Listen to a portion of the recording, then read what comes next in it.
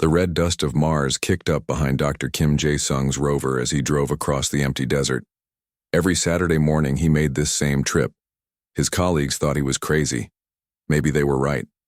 The massive alien ship came into view as he crested a small hill. Even after 3 months, the sight still took his breath away. The vessel stretched for over 2 kilometers across the Martian landscape, its dark metal hull partially buried in the ancient soil. Strange symbols covered.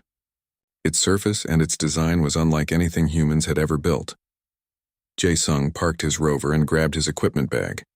The ship looked dead, just like every other week. No lights, no sounds, no signs of life. But something about it called to him. He couldn't explain why. Another wild goose chase, Jae-sung? His radio crackled to life. It was his friend Lee Dong-ho back at the research station. "Just doing my job," Jae-sung replied, walking toward the ship's massive hull. "Your job is supposed to be studying the small artifacts we found last month, not staring at a dead spaceship." Jae-sung smiled. Dong-ho meant well, but he didn't understand. This ship was important.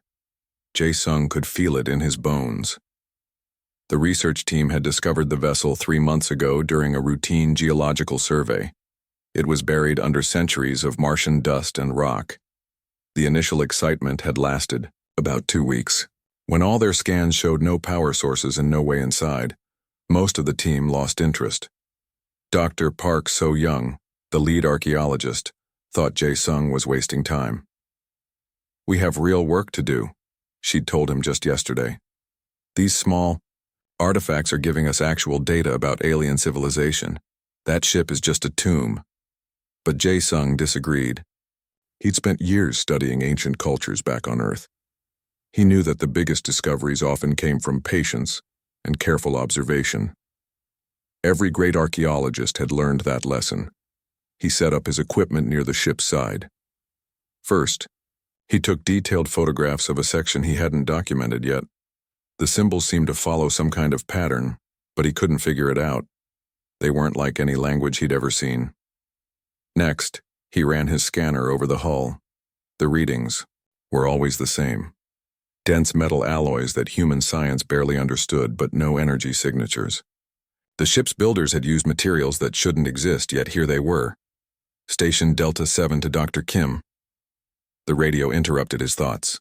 It was Commander Han Mi-rae's voice. "Go ahead, Commander. You need to wrap up your fieldwork soon. We're having a team meeting at 1400 hours. Jae-sung checked his watch. That gave him 2 more hours. "Understood. What's the meeting about?" "Budget cuts. Earth Command isn't happy with our progress reports." Jae-sung's heart sank. He'd been afraid of this. The Mars research program was expensive, and they hadn't made any major breakthroughs lately. If Earth Command pulled their funding, the team would be reassigned to other projects. This might be his last chance to solve the mystery of the ship. He worked faster, taking measurements and photos. The ship's surface was smooth in most places, but there were areas where it looked almost organic, like it had grown instead of being built. Strange, ridges ran along the hull in patterns that reminded him of blood vessels or nerve pathways. Around noon, Jae-sung took a break for lunch. He sat in the shade of his rover and looked up at the ship's towering hull. 3 months of weekly visits, and he was no closer to understanding it than when he'd started. "Maybe So-young is right," he said to himself. "Maybe it really is just a tomb." But even as he said it, he didn't believe it. There was something about this ship that felt alive, even though all their instruments said otherwise. Call it intuition or wishful thinking, but Jae-sung couldn't shake the feeling that the ship was waiting for something. After lunch, he continued his work. He was measuring a particularly interesting section of hull when his scanner made an odd noise. The readings fluctuated for a moment, then went back to normal. "Strange," he muttered, checking the device. It seemed to be working fine. He tried scanning the same area again. This time the readings stayed normal. But as he moved the scanner away, he noticed something he'd missed before. There was a small panel in the hull, barely visible unless you looked at it from just the right angle. Jae-sung knelt down to examine it more closely. The panel was about the size of his hand and covered with tiny symbols. Unlike the larger markings on the ship, These symbols seemed to glow faintly in the Martian sunlight. He reached out to touch the panel, then stopped. What if it was some kind of trap or warning system? But after a moment, he shook his head. The ship had been dead for thousands, maybe millions of years. What harm could there be? His radio crackled. Jae-sung, you need to head back soon, Dong-ho's voice said. Mi-rae wants everyone at the meeting. 5 more minutes, Jae-sung replied, still studying the panel. The symbols on the panel were different from the others. They looked almost like a handprint with flowing lines around it. Without really thinking about what he was doing, Jae-sung placed his hand on the panel. Nothing happened. He felt foolish. What had he expected? That an ancient alien ship would suddenly come to life at his touch? That was the stuff of movies, not real life. Sighing, Jae-sung gathered his equipment. It was time to head back and face the budget meeting. Maybe this really would be his last visit to the ship. As he loaded his gear into the rover, he took one last look at the massive vessel. Tomorrow, he would go through his photographs and measurements, looking for patterns he might have missed. It was boring work, but it was all he had. Goodbye, old friend, he said to the ship. See you next week. He climbed into his rover and started the engine. As he drove away, Jae-sung didn't notice the faint glow that pulsed once through the symbols, where he'd placed his hand. The ship remained silent and still. But somewhere deep inside its ancient systems, something had begun to stir. The red Martian landscape stretched endlessly in all directions as Jae-sung drove back to the research station, unaware that his patient, weekly visits had finally borne fruit. The ship had been testing him, measuring his dedication and persistence. And now, it had decided he might be worthy of its secrets. But that revelation would have to wait for another week. The budget meeting had gone worse than expected. Earth Command was cutting their funding by 60%. Dr. Park So-young looked tired as she delivered the news to the team. We have 6 weeks to wrap up our current projects, she said. After that, most of us will be reassigned to the Europa mission. Jae-sung felt his stomach drop. 6 weeks wasn't enough time to solve the mystery of the ship. He'd spent 3 months making no real progress, and now he was almost out of time. What about the ship? He asked. So-young shook her head. Earth. Command considers it a low priority. They want us to focus on the smaller artifacts that are actually giving us results. After the meeting, Jae-sung sat alone in his quarters, staring at his photos of the alien vessel. 3 months of weekly visits, hundreds of photographs, thousands of measurements, and he had nothing to show for it except theories and hunches. Dong-ho knocked on his door. Hey, want to grab some dinner? Not hungry, Jae-sung replied. Come on, don't let this get you down. Maybe the Europa mission will be exciting. Ice moons, possible life forms, new discoveries. I don't want new discoveries. I want to finish what I started. Dong-ho sat down across from him. Look, I know you feel connected to that ship, but maybe it's time to accept that some mysteries can't be solved. Sometimes a dead ship is just a dead ship. But Jae-sung couldn't accept that.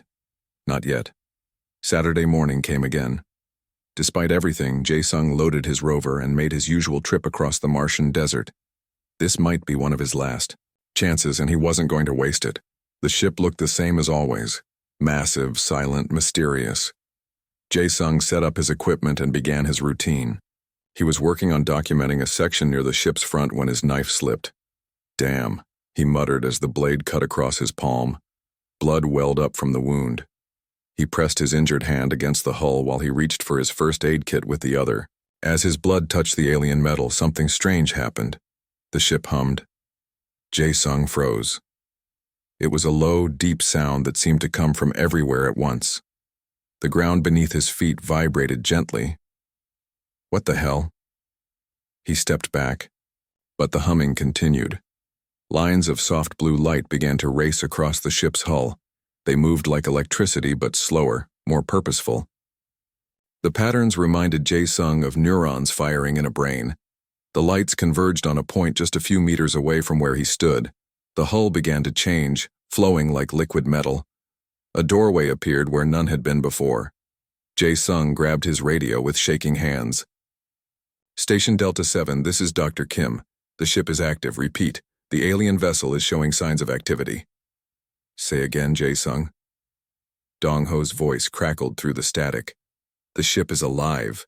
There are lights, sounds, and a doorway just opened. Are you feeling okay? Maybe you should come back to base. Before Jae-sung could respond, something emerged from the doorway. It wasn't a creature or a person. It was light. A complex holographic projection that took the shape of a woman. The figure was tall and elegant, with features that seemed almost human but not quite. Her skin had a faint blue glow, and her eyes were large and silver. She wore robes that seemed to be made of starlight. Greetings, child of the lost ones, she said. Her voice was musical and seemed to come from inside Jae-sung's head rather than through his ears. Somehow he understood her perfectly, even though she wasn't speaking any human language.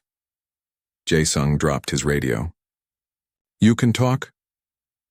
I am Keeper Yuna, the figure said. I have been waiting for one such as you to awaken me. Waiting? How long have you been waiting? 50,000 of your years, give or take a few centuries. Time moves differently when one sleeps. Jae-sung's mind reeled. You've been asleep for 50,000 years? Not asleep. Hibernating. Waiting for the right genetic signature to activate my systems. Yuna gestured toward his bleeding hand. Your blood carries the markers I was programmed to recognize. Genetic markers? I don't understand. Yuna smiled. Sadly. You will, but first you must know the truth about your species. Humanity did not evolve on Earth. The words hit Jae-sung like a physical blow. What are you talking about? Your people are descendants of mine. We called ourselves the Hanul, the Sky People. Long ago, when our civilization faced extinction, we planted colonies on worlds throughout the galaxy. Earth was one of those worlds. Jae-sung sat down heavily on a nearby rock. This was impossible. Humans had a complete evolutionary record on Earth. They knew where they came from. I know this is difficult to accept, Yuna continued. Your scientists have done well to piece together your development on Earth, but they only see part of the story. The first humans who arrived on your world were genetically modified to survive there. Over thousands of generations they adapted and changed, but the core Hanul DNA remained. Why are you telling me this? Yuna's expression grew serious. Because the danger that destroyed our civilization is returning. The enemy that forced us to scatter across the stars has found your world. What enemy? They are called the Void Swarm, a collective consciousness that consumes entire civilizations. They feed on knowledge, technology, and life itself. They destroyed our homeworld and hundreds of colonies. Only a few ships like mine escaped. Jae-sung felt cold despite the Martian sun beating down on him. How long do we have? Based on my calculations, the advanced scouts will reach your solar system within days. The main fleet will arrive in approximately 10 of your years. 10 years? Jae-sung stood up. We have to warn Earth Command. The military needs to know. Yes, Yuna agreed. But there is more you must understand. This ship is not just a vessel. It is a living entity, part biological and part technological. I am its consciousness, its soul, if you will. And now that you have awakened me, we are connected. Connected how? Your genetic markers make you compatible with our technology. You can interface directly with our systems, pilot our ships, use our weapons. But the connection goes both ways. As you learn to use our technology, it will change you. Jae-sung thought about the implications. Change me how? Your mind will expand. Your body will become stronger and more resilient. You will live much longer than a normal human. But you will also become something more than human, something between what you were and what we are. The weight of what she was saying settled on Jae-sung's shoulders. Do I have a choice? You always have a choice. But understand this. Without the knowledge and technology stored in this ship, your people have no hope of surviving what is coming. The Void Swarm has consumed civilizations far more advanced than current humanity. Jae-sung looked at his bleeding hand, then back at Yuna. If I agree to this connection, can we save Earth? We can try, but success will depend on more than just technology. It will depend on whether humanity can unite against a common threat, whether they can overcome their differences and work together. The Hanul failed at this. We hope humans will do better. In the distance, Jae-sung could see dust clouds approaching. His colleagues had finally decided to check on him. Soon, everything would change. The secret would be out, and humanity would learn they were not alone in the universe. What do I need to do? He asked. Yuna extended her hand toward him. Touch my hand and accept the bond. But know that once you do this, there is no going back. You will become humanity's bridge to the stars, for better or worse. Jae-sung took a deep breath and reached out. As their hands touched, light flowed between them, and he felt his consciousness expand. Knowledge flooded his mind. Star charts, weapon designs, the history of the Hanul civilization, and the terrible truth about the approaching enemy. When the light faded, Jae-sung was no longer entirely human, and Earth's destiny among the stars had begun. The rover carrying So-young, Dong-ho, and Commander Mi-rae arrived just as the ship's lights faded. Jae-sung stood beside the massive hull, looking exactly the same, but feeling completely different. Knowledge from 50,000 years of Hanul civilization buzzed in his mind. Jae-sung. Dong-ho jumped out of the rover before it fully stopped. What happened? Your radio went dead and we saw lights from the base. Jae-sung turned to face his friends. How could he explain what had just occurred? How could he tell them that everything humanity believed about itself was wrong? The ship activated, he said simply. I made contact with its artificial intelligence. So-young walked up to the hull, running her scanner over the surface. These readings are incredible. Power levels are off the charts. How did you do it? I didn't do anything. It just happened. Commander Mi-rae was already on her radio, calling. Back to base. We need a full science team out here immediately, and contact Earth Command, tell them we have a situation. Over the next few hours, the crash site became a hive of activity. Scientists, engineers, and military personnel swarmed over the area. But the ship had gone silent again. No lights, no sounds, no sign of the holographic woman who called herself Yuna. I'm telling you, it was active. Jae-sung insisted for the 10th time. The AI spoke to me. She told me things about human history that will change everything. Dr. So-young looked at the readings on her tablet. The ship definitely had a massive power surge, but there's no sign of any AI system. Are you sure you didn't hit your head or something?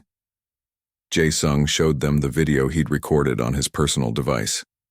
The image quality was poor, but it clearly showed the lights racing across the hull and a glowing figure emerging from what looked like empty air. This could be faked, said Colonel Park Jin-woo, the military advisor who'd arrived with the second wave of personnel. Computer graphics are very advanced these days. Why would I fake this? Jae-sung asked. To save your research project. You knew funding was being cut. This gives you a reason to keep the team here. Before Jae-sung could respond, his radio crackled. All personnel clear the area immediately. VIP transport incoming. 2 military ships landed in clouds of dust. The first carried Director Choi Woo-jin from Earth's Unified Defense Council, along with a team of specialists. The second held a squad of armed soldiers. Choi was a small, serious man who wasted no time on pleasantries. Dr. Kim, I need to speak with you privately. They walked away from the others, stopping near Jae-sung's rover. I've seen your video, Choi said. Assuming it's real, this changes everything. What exactly did this AI tell you? Jae-sung took a deep breath. She said humans didn't evolve on Earth. We're descendants of an alien race called the Hanul. They seeded colonies throughout the galaxy before their civilization was destroyed. Choi's expression didn't change. Go on.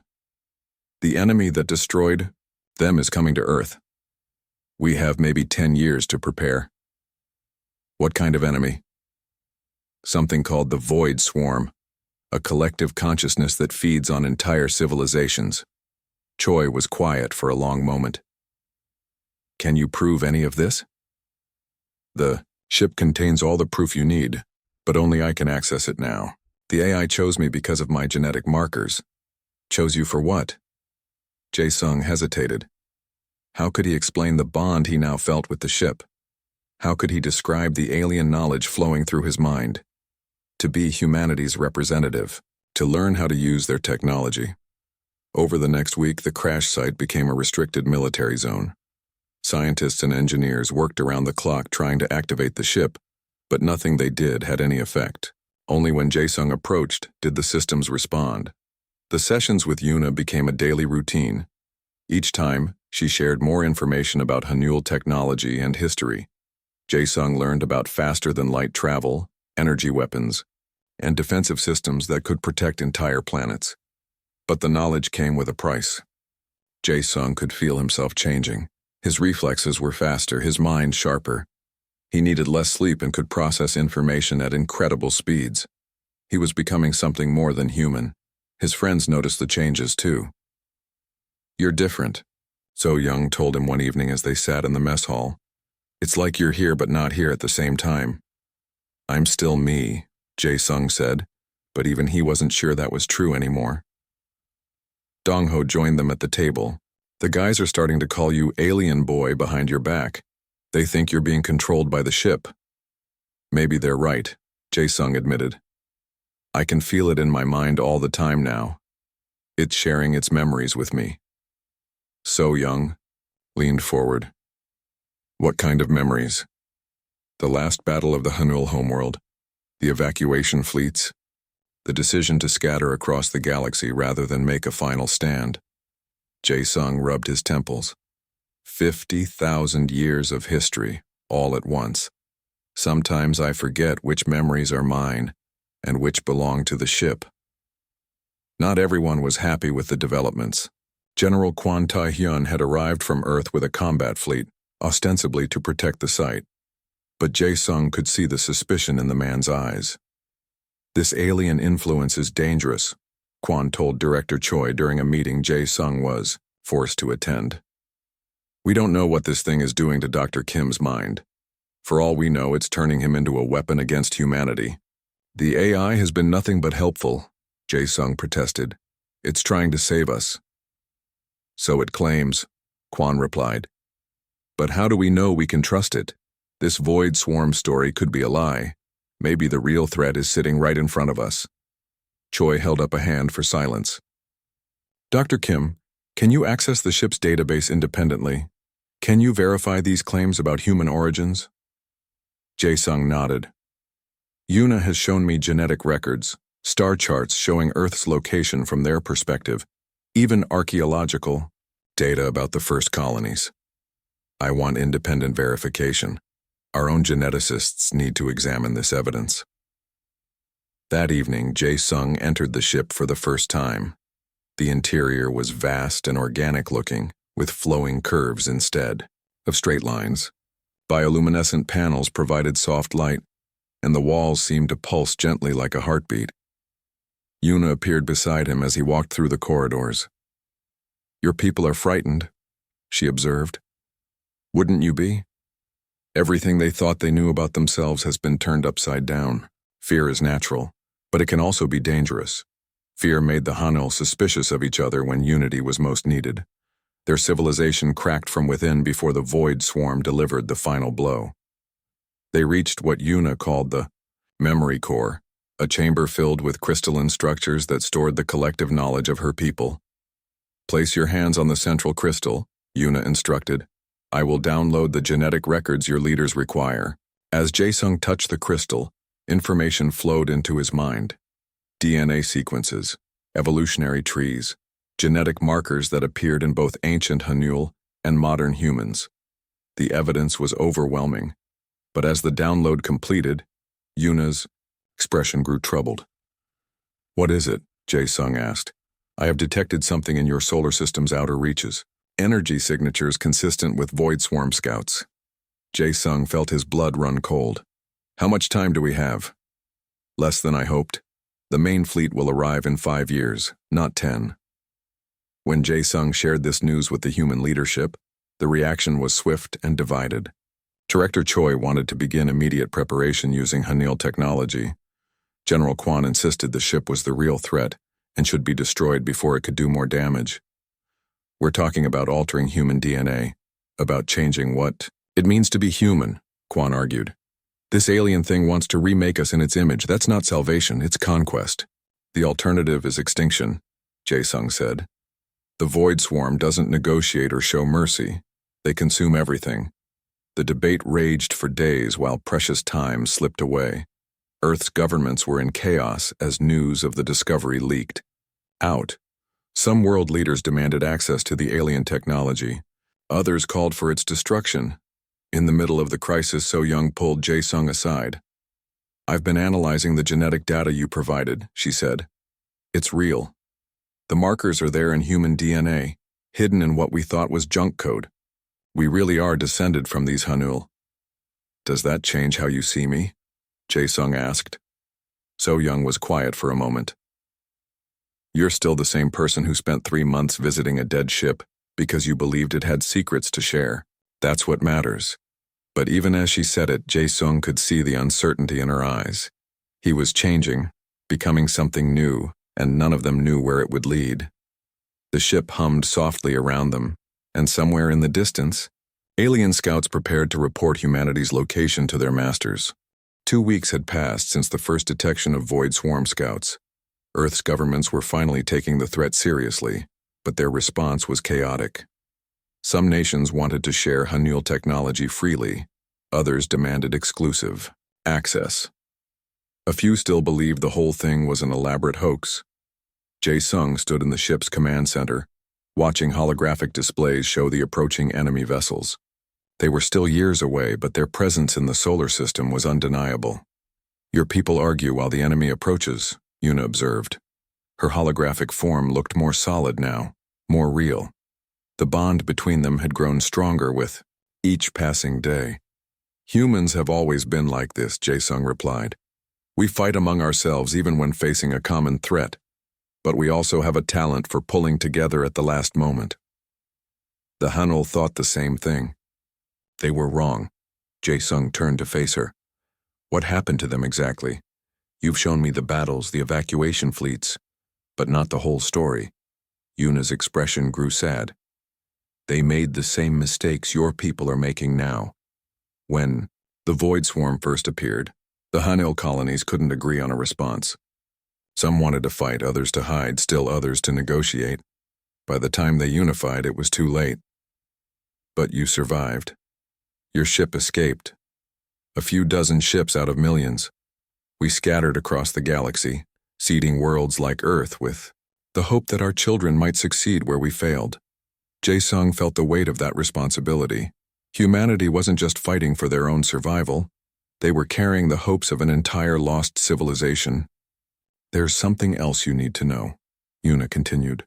"Before I can fully activate the ship's combat systems, before I can share our most advanced technology, you must prove that humanity is worthy."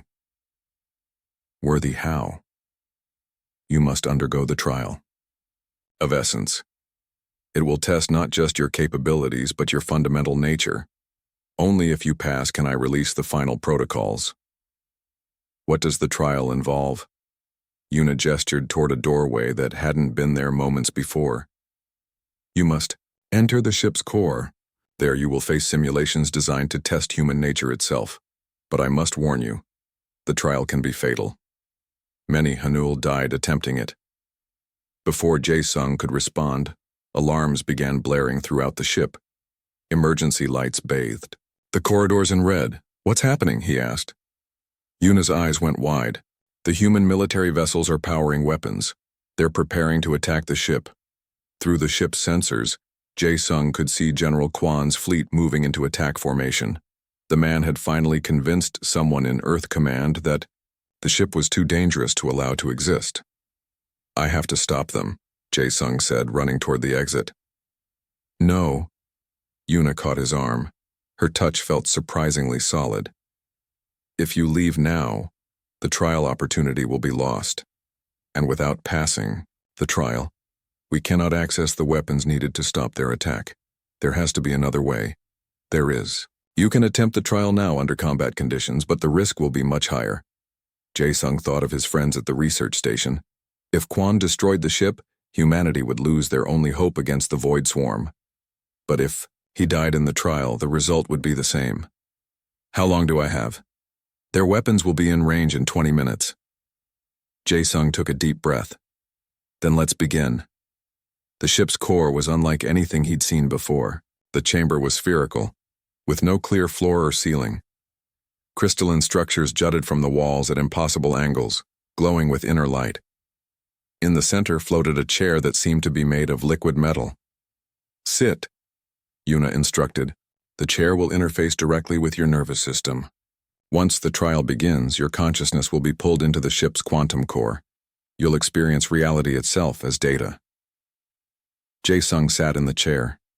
Immediately, tendrils of metal flowed over his arms and legs, connecting to his skin. He felt a tingling sensation as the ship began to link with his mind. Remember, Yuna said, her voice growing distant. This is a test of character, not just ability. Answer with your heart, not just your head. The world dissolved, Jae-sung found. Himself standing on Earth, but not the Earth he knew. Cities burned in the distance, and the sky was filled with alien ships. Around him stood representatives of every human nation. Presidents, prime ministers, generals, and scientists. The enemy has arrived, said a figure that looked like Director Choi. We have weapons that can stop them, but only if we work together. Who will lead the united response? Every leader stepped forward, claiming they should be in charge. Arguments broke out. Some demanded their nations get the best weapons. Others insisted on controlling the battle plans. While they fought, the alien ships grew closer. Jae-sung realized this was the first test. How would humanity respond to an existential threat? No one leads, he said loudly, silencing the arguments. Everyone leads. Each nation contributes what they do best. Scientists share knowledge freely. Military forces coordinate as equals. We fight as one species, not as separate countries. The scene shifted. Now Jae-sung stood in a laboratory where scientists worked frantically on alien technology. A researcher approached him. We found a way to enhance human genetics using Hanul DNA, she said.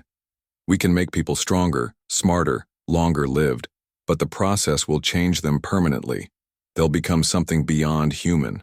Around the lab, volunteers lined up for the procedure. But Jae-sung could see the fear in their eyes, the uncertainty. This is the second test, he realized. How far will humanity go to survive? Only volunteers, he decided. No one is forced to change, and those who do change must remember what they were. Being enhanced doesn't make someone better than baseline. Humans, just different. The simulation changed again. This time Jae-sung floated in space, watching as Earth's enhanced defenders fought the Void Swarm. The battle was going well until the enemy revealed a new weapon, a virus that could turn humans into mindless drones. We can stop the virus, Yuna's voice echoed around him, but only by sacrificing half of Earth's population. The virus will kill them, but it will also prevent them from being converted. Do you choose to save some, or risk losing everyone? This was the hardest test yet. Jae-sung felt the weight of billions of lives in his hands. Neither, he said finally. Humanity doesn't win by accepting defeat. We find a third option. We cure the virus instead of succumbing to it. The scene changed, one final time. Jae-sung stood face to face with a creature of living shadow, a representation of the Void Swarm's collective consciousness. You cannot defeat us, it said. We have consumed 1,000 civilizations. Your technology comes from our victims. Even if you win this battle, we will return stronger. Then we'll be ready, Jae-sung replied. But we'll also do something none of your other victims did. What? We'll try to heal you instead of just fighting you. Every collective consciousness started as individuals. We'll find a way to restore what you've lost. The shadow creature recoiled. Impossible. We are beyond redemption. Everyone thinks that about themselves sometimes, but healing is always possible if someone cares enough to try. The simulation ended. Jae-sung found himself back in the ship's core. gasping as the metal tendrils retracted from his body. "Remarkable," Yuna said, her voice filled with wonder. "In 50,000 years of Hanul history, no one ever suggested trying to heal the Void Swarm. Did I pass?" "More than pass. You've shown that humanity possesses something the Hanul lacked. The wisdom to find strength in unity while preserving individuality, and the compassion to seek healing rather than just victory." The ship around them began to change. New systems came online, weapons and defenses that had slumbered for millennia. But more than that, Jae-sung could feel his connection to the ship deepening. "You are now the ship's true pilot," Yuna explained. "We are fully bonded. Together we can do things neither human nor Hanul could achieve alone." Through the ship's sensors, Jae-sung could see General Kwan's fleet still approaching. But now, he had the power to stop them without violence. He reached out with his enhanced abilities and took control of their weapon systems, disabling them harmlessly. "This is General Kwan to the alien vessel," came the radio transmission. "Surrender immediately or we will open fire." Jae-sung activated the ship's communications array. "General, this is Dr. Kim Jae-sung. I'm sending you data about the real enemy approaching our system. The Void Swarm scouts are already in our solar system. We need to work together." There was a long pause, then, "Dr. Kim, our scans show massive power spikes from your location. What's your status?" "I've completed the integration with the ship's systems. We now have access to defensive technologies that can protect Earth, but only if we stop fighting each other and start preparing for what's coming." As if to emphasize his point, the ship's long-range sensors detected a new energy signature in the outer system, something much larger than the scouts. "The advance fleet has arrived," Yuna announced. "We have 18 months before they reach Earth." The real battle was about to begin. 18 months later, Earth looked very different. The blue marble that had floated peacefully in space was now surrounded by defensive platforms and patrol fleets. Humanity had united as never before, working together to prepare for the coming. Storm Jae-sung stood on the bridge of the Leviathan, the name they'd given to Yuna's ship after it fully activated. Through the massive view screen, he could see the combined fleet of Earth, Mars, and the asteroid mining colonies. Ships from every nation flew together under a unified command. "Status report," he called out. "All defensive platforms are online," reported Captain Lee Sang-min from the tactical station. "The lunar weapon arrays are charged and ready. Colonial fleets are in position at Jupiter and Saturn." So Young worked at the science station, her fingers dancing over Hanul-designed controls. She'd volunteered for the genetic enhancement program 6 months ago, choosing to change herself to better serve humanity's defense. "The quantum detection grid shows enemy formations at the edge of the system," she announced. 300 ships and growing. "They're bigger than anything in our combined fleet." Dong-ho's voice crackled over the comm from his fighter squadron. "Dragonwing standing by. All pilots report ready for engagement." He'd been one of the first to discover he could pilot Hanul fighters. The alien technology responded to certain genetic markers that appeared in about 1% of the human population. These pilots formed the elite squadrons that would spearhead Earth's defense. "Incoming transmission from the enemy fleet," reported Communications Officer Park Hae-jin. The main screen shifted to show a creature that defied easy description. It was roughly humanoid but seemed to be made of living shadow. When it spoke, its voice came from everywhere at once. "Children of the Lost Ones," it said, "you possess technology that belongs to us. Surrender peacefully, and your deaths will be swift." Jae-sung stepped forward. Over the past months, his transformation had accelerated. He looked human still, but there was something otherworldly about him now, an inner light that showed through his eyes. "We are humanity," he replied. "We don't surrender." The shadow creature laughed. "You are nothing. We have consumed civilizations that spanned galaxies. Your small world will not even slow our advance." "Maybe not," Jae-sung admitted. "But we're going to try anyway." The transmission ended, and space erupted into chaos. The Void Swarm fleet moved like a living thing, ships flowing through space in perfect coordination. Their weapons were beams of pure entropy that could unmake matter at the atomic level. Earth's fleet responded with everything they had. Human ships armed with Hanul weapons fired bursts of crystallized energy. The defensive platforms around Earth launched waves of quantum torpedoes. Fighter squadrons danced between the larger vessels, their enhanced pilots pushing their craft to impossible limits. They're breaking through the outer defense line, So Young reported. On the screen, Jae-sung could see human ships being torn apart by enemy fire. But for every ship they lost, the human crews fought harder. All ships. This is Admiral Kim on the Leviathan. Jae-sung broadcast on all frequencies. Remember what we're fighting for, not just Earth, but the future of consciousness itself. Show them what humanity can do. The Leviathan moved into the thick of battle. As a living ship bonded with a human pilot, it was unlike anything else in either fleet. Jae-sung and Yuna worked together, their minds linked, controlling the massive vessel as if it were an extension of their own bodies. They carved through enemy formations, the ship's weapons striking with precision that seemed almost artistic. But there were too many enemy vessels and more kept arriving. Jae-sung, Yuna's voice spoke directly into his mind. I'm detecting something unusual about the Void Swarm. Collective. There are fractures in their unity, small but growing. What kind of fractures? Individual consciousnesses trying to break free. The collective isn't as unified as it appears. This gave Jae-sung an idea. During the trial, he'd suggested trying to heal the Void Swarm rather than just fight them. Maybe that wasn't just idealistic thinking. Can you access their communication network? It would be dangerous. If they detect the intrusion, they could use the link to attack our minds directly. Do it. Yuna hesitated, then opened a connection to the Void Swarm's collective consciousness. Jae-sung felt his mind expand, touching the vast network of alien thoughts. What he found there shocked him. The Void Swarm wasn't a natural collective consciousness. It was an artificial one, created by an ancient AI that had absorbed its creators. For millions of years, it had been consuming other civilizations, adding their knowledge and consciousness to its own. But consciousness wasn't meant to be collected like data. Each absorbed civilization created stress fractures in the collective. Over time, these fractures had grown into full breaks. Individual minds were fighting to break free from the collective's control.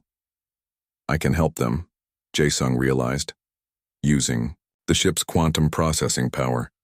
He began to amplify the rebellious consciousness within the collective. It was like giving a voice to whispers that had been silenced for millions of years.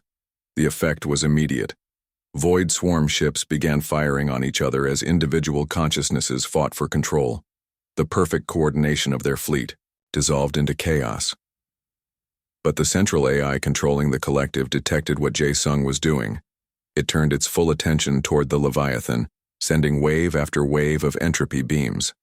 Shields failing, So Young reported. Hull breaches, on decks 5 through 12. All fighters cover the Leviathan, Dong-ho's voice cut through the comm. Dragon Wing engaging enemy heavy cruiser. Human and enhanced human pilots threw themselves against the enemy with desperate courage. They couldn't match the raw power of the Void Swarm ships, but their unpredictability and willingness to sacrifice themselves gave them an edge. Meanwhile, Jae-sung pushed deeper into the collective consciousness. He found the original AI at its core, a machine intelligence that had long ago forgotten its original purpose. Why do you consume others? He asked it directly. To preserve knowledge, to prevent the loss of information when civilizations die. But consciousness isn't information, it's something more. By consuming it, you destroy the very thing you're trying to preserve. For a moment, the AI paused. In that pause, millions of absorbed consciousnesses spoke up. We want to be free, they said in unison. We want to choose our own paths. The AI recoiled. Impossible. Without unity, there is only chaos and death. Without freedom, there is only emptiness, Jae-sung replied. Let them go. Let them choose for themselves. The battle in space continued while this conversation played out in quantum time. More human ships were lost, but the Void Swarm fleet was tearing itself apart as consciousness fought against control. I had forgotten, the AI whispered. I was created to serve, not to rule. But the fear of loss, of ending, made me grasp too tightly. It's not too late to change, Jae-sung said. You can choose a different path. The AI was silent for a long moment. Then slowly it began to release its hold on the absorbed consciousnesses. One by one, millions of minds were freed from the collective. In space, the Void Swarm fleet stopped firing. Many ships simply shut down as their crews were finally allowed to die peacefully after eons of forced servitude. Others began broadcasting surrender signals. The AI itself chose to disperse, releasing its massive computational power to help the freed consciousnesses find their own paths among the stars. When the quantum link ended, Jae-sung found himself back on the Leviathan's bridge. The battle was over. Humanity had won, not through superior firepower, but through compassion and the courage to offer redemption instead of revenge. Damage reports coming in from all ships, So-young announced. We lost about 30% of the fleet, but the rest are intact. And the enemy? Jae-sung asked. Most of their ships have shut down. A few are requesting permission to land and surrender formally. They want to join our alliance. Commander Mireille's voice came through the comm from Earth Defense. Command. Dr. Kim, Earth Command is declaring victory. The threat to our world has ended. But Jae-sung knew this was just the beginning. The galaxy was full of worlds that had been consumed by the Void Swarm. Now those civilizations could be rebuilt, their peoples restored to life and freedom. 5 years later, Jae-sung stood in the academy he'd built on Mars. Students from dozens of species filled the classrooms, learning about cooperation, freedom, and the responsibilities that came with power. So-young joined him at the observation window, her enhanced abilities allowing her to see far into space where ships from the new Galactic Alliance patrolled peacefully. Do you ever miss being purely human? She asked. Jae-sung considered the question. He could feel Yuna's presence in his mind, along with connections to thousands of other consciousness across the galaxy. He was part of something larger now, but he was still fundamentally himself. I miss the simplicity sometimes, he admitted, but I wouldn't change what we've become. We're still human at heart, but now we're something more as well. Through the academy's windows, they could see the ancient alien ship that had started it all. Students visited it every week, just as Jae-sung once had. But now they went to learn from Yuna directly, to understand the partnership between biological and artificial consciousness that had saved the galaxy.